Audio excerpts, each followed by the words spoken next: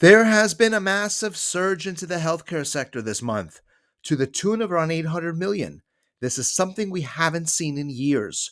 We're going to show you the last time this happened and why it's happening now. But there's actually a lot more to the story than just one sector. This is a shift happening across the whole economy. But let's take this step by step. There's a lot to unpack, and we're going to keep it simple. First off, XLV, the healthcare ETF. We've spoken about that recently. Over $783 million of inflows in October. That's new buyers, and we're only a few weeks into the month so far. Zoom out. We haven't seen this kind of buying for over 2 years now. In fact, we have to go back to May of 2023 to see such a substantial month. So you may ask, what happened in May 2023? Here we'll zoom in on that particular month. Notice it was May 3rd of that year, 2023, $380 million in new funds chasing XLV. What happened on May 3rd? A Federal Reserve interest rate decision. In this particular meeting, the Fed all of a sudden became very cautious about raising rates further. They wanted to stop here. Now, of course, in 23, they were raising rates to stem off that nasty inflation cycle. But within their policy statement, they dropped language anticipating further rate increases. And that was all the market needed to hear. Capital flew into XLV, the healthcare ETF, as a flight to safety. Back to present day, what caused this new wave of buying? October 1st, 2025. Over $400 million in new money once again scooped up shares of XLV. Was it a Fed meeting that caused this rush of capital? No. This time, this happened because of the government shutdown.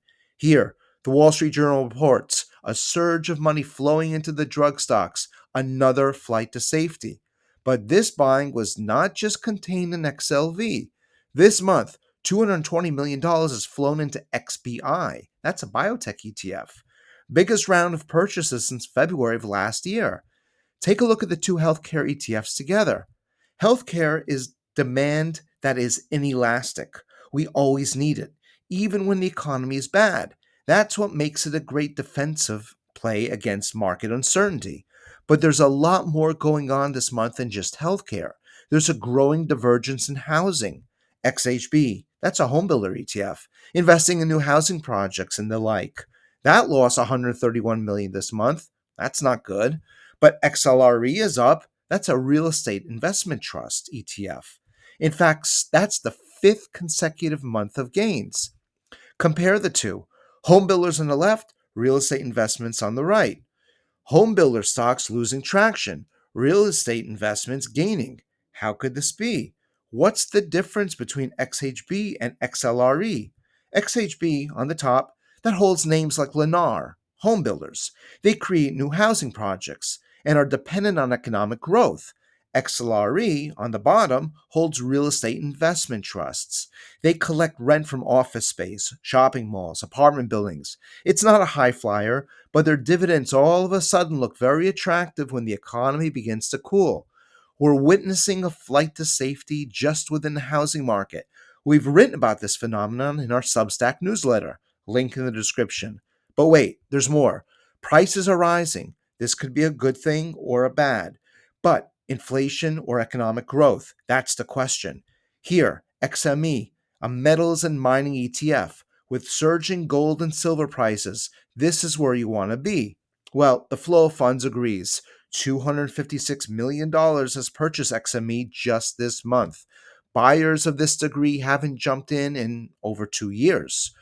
We have to go all the way back to January 2023. Now the growth story. Here's XOP. That's oil and gas. This lost 200 million in just the past 2 weeks.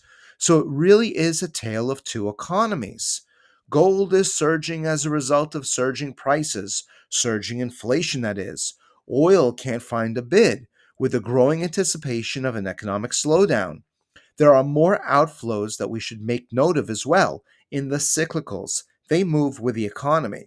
XNTK, that's a technology play, down $8 million this month following $28 million of outflows last month. This holds names like Oracle, Palantir, Micron, Uber, Intel, Broadcom, Taiwan Semiconductor, and more.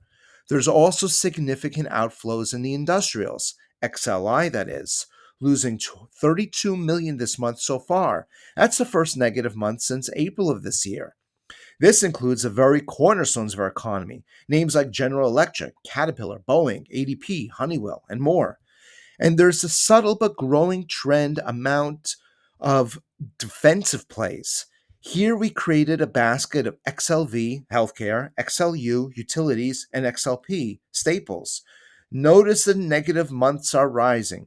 For the better part of this year, 2025, there seems to be a growing appetite for defensive names. So here are our takeaways from all this. Massive inflows, XLV, because of economic instability. We haven't seen buyers to this degree in several years, and that really does mean something. Housing divergence. XLRE is performing better than XHB. Well, it's income over growth. The housing market is sending a clear signal. Falling confidence in new projects with a desire for higher dividends and a steady income.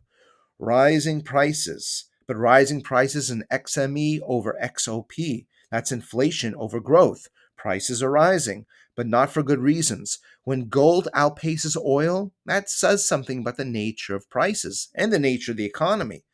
Cyclical outflows, XNTK and XLI, that's technology and industrials. Risk off positioning. The sectors responsible for all those wonderful gains are now no longer the choice for new investor capital.